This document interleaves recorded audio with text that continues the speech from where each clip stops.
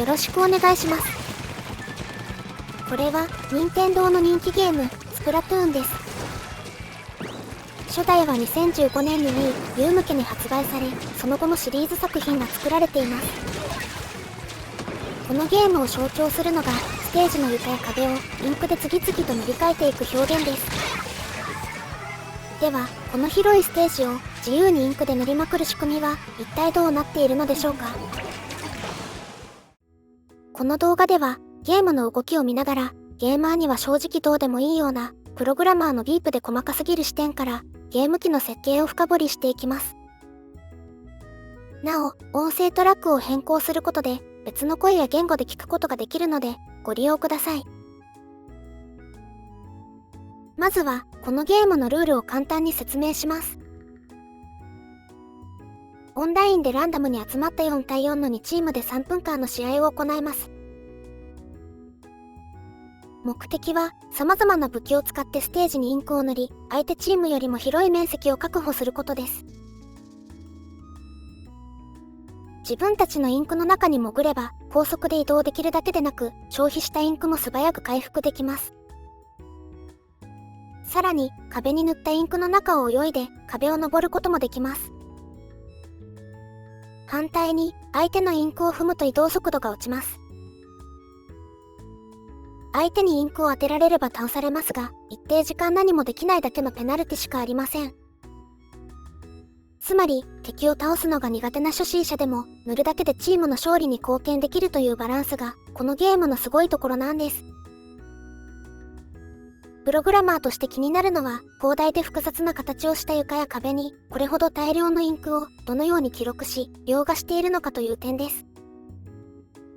今回は、任天堂が出願した特許を手がかりに、スプラトゥーンのインクを塗る技術を考えてみます。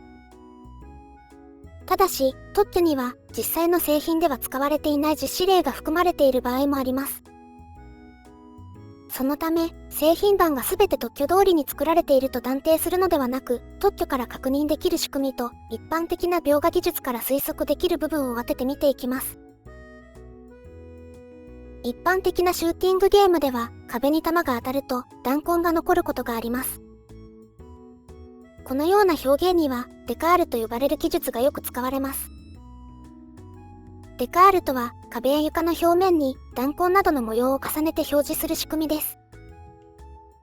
しかし、一般的な弾痕は、基本的に見た目だけの演出です。さらに、弾痕を残せば、数が増え続け処理の負担になるので上限をつけたりします。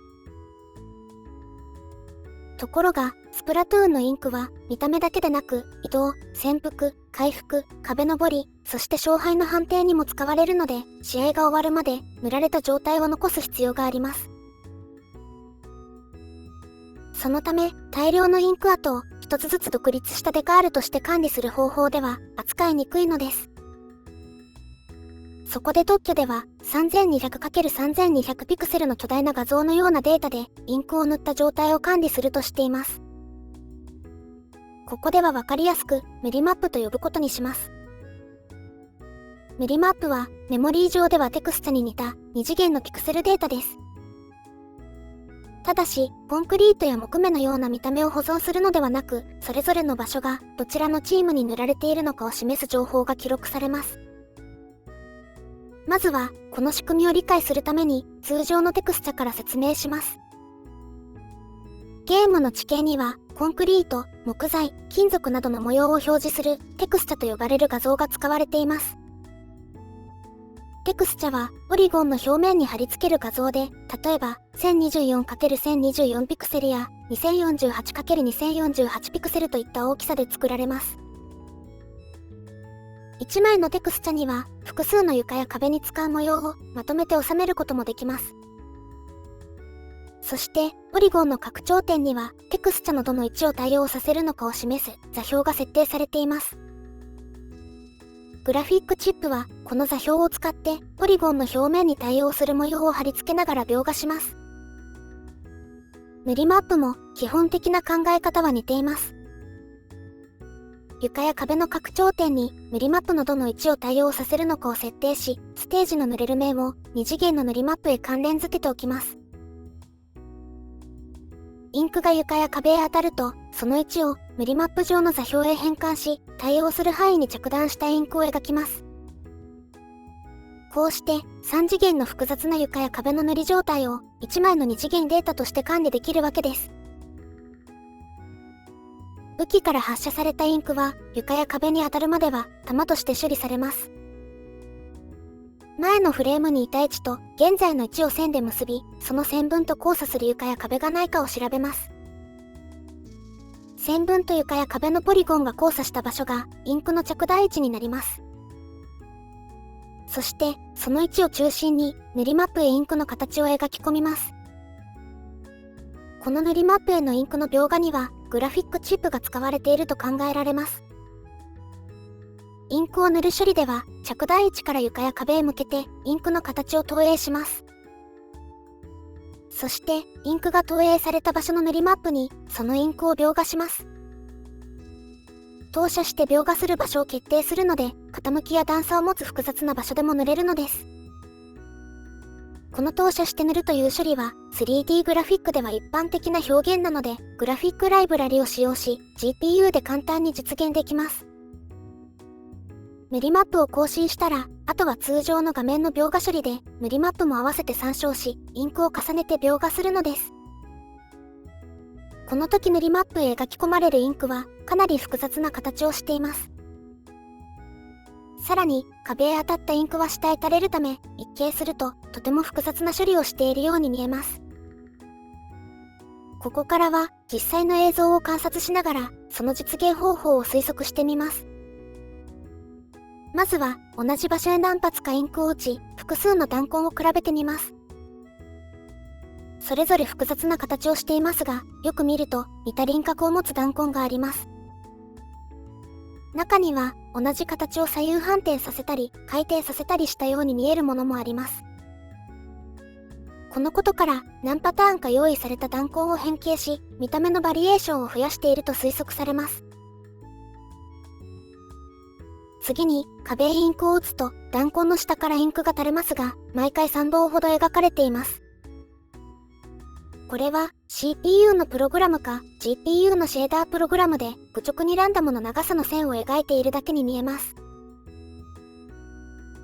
液体として真面目にシミュレーションするのは大きな計算量が必要で大変ですが、事前に用意した画像を変形するならかなり楽になります。次はインクの厚みについてです。描画されているインクはとてもリアルで、ドロッとした厚みやデコボコした質感、そして光沢が表現されています。しかし、インクを真横から見てみると、厚みはないんですね。先ほど説明した通り、塗りマップは大きな画像なので、厚みはないんです。この平面に厚みがあるように見える表現は、一般的なリアルタイムグラフィックスで使われる光線マップなどの技術が利用されていると考えられます。まず 3D グラフィックスでは光源から出た光が物体に当たり、その反射光がカメラへ届くという現実の仕組みを計算によって再現します。物体を描画するときは光源の色と強さ、物体表面の色や光をどれだけ反射するか、さらに光が当たる角度などを組み合わせて画面に表示する色を決定します。まず注目するのは光が物体の表面へ当たる角度です。1枚の平らなポリゴンは表面がすべて同じ方向を向いているものとして扱われます。そのため光を当てても同じ方向に光が反射するので均一な色の平らな面に見えます。では、光の反射を計算するとき、平らなポリゴンの表面が場所ごとに少しずつ違う方向を向いているものとして扱ったらどうなるでしょうか。光が当たる角度も場所ごとに変化するため、1枚の平らなポリゴンにも細かな明暗が生まれ、まるで表面に凹凸があるように見えるのです。この青い線を放線と呼びますが、例えばこの図で縁の部分の放線を傾けることで膨らみに見えるんです。インクの細かな凹凸をすべてポリゴンで立体的に作ると形状が複雑になり、描画の負担も増えてしまいます。しかし放線マップなら1枚のテクスチャでもインクの凹凸感を表現できるのでお得なんですね。このインクの質感は試行錯誤を繰り返した結果であり、この映像のように物理ベースシェーディングというよりリアルなものも試されたそうです。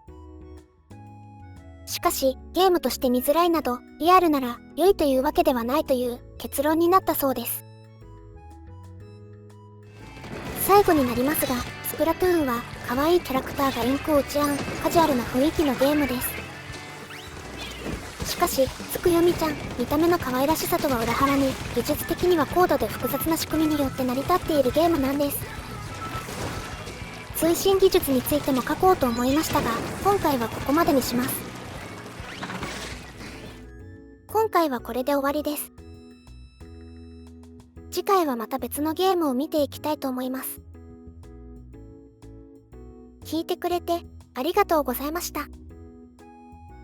では、またね。